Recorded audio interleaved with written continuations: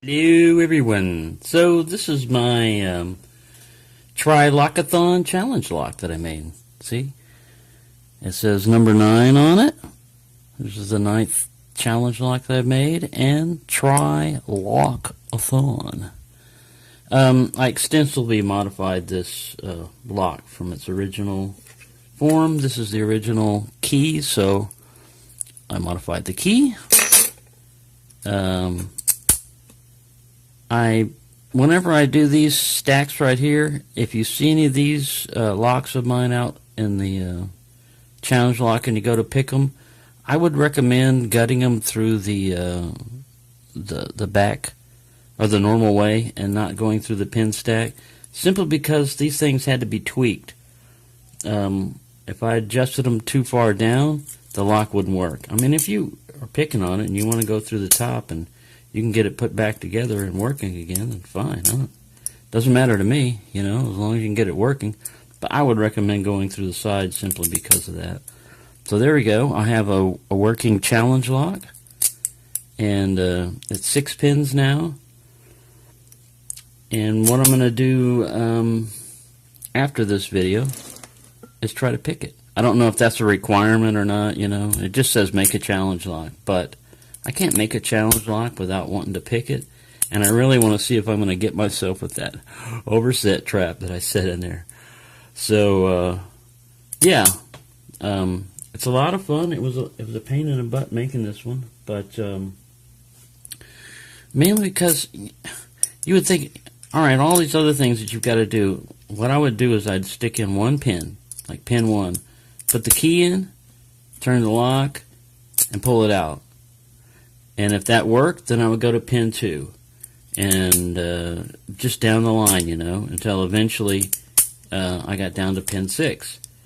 Pin 6, I was going to use a little, it's really for like a padlock, a little ASA type of little barrel thing. There was something about that would not work in pin 6. There's just something they didn't like about it. The lock would not open with the key.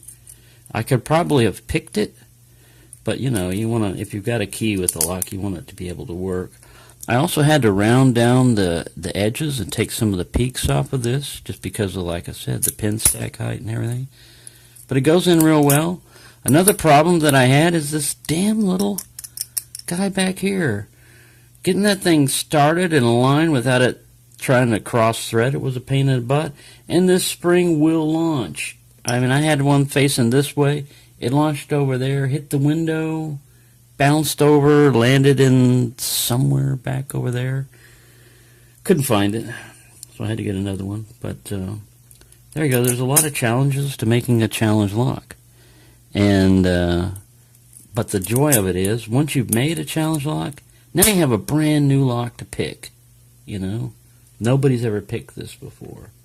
So that's going to be my next little thing there. I had it outside this kick holder because I put Loctite on there to help hold these screws down and to seal them, keep them from moving, because sometimes they're pretty light. You just push on this and you can feel play on there. I may even put some tape up on top, or some heavier glue or something, maybe epoxy. But there is my submission for the TriLockAthon challenge number 3. And I will have completed that. There are a lot of good challenges going out there right now. There's Potty 314's challenge. Black Dolphin's got a very good one where you've got to pick 4 different kinds of locks in one session. And he's got a very nice little shutter lock. I don't know what you call those things that where my honest dong is at, but oh yeah, it's one of these kind of locks, but it's not an El Cheapo disc tumbler. It's a seesaw, I think is what he's got. So there you go, functioning challenge lock, and this will be my picking lunch for tonight. What are you having for supper? A challenge lock. All right, what flavor? TriLockAthon. Oh, my favorite. Thank you for watching, and we'll talk to you later.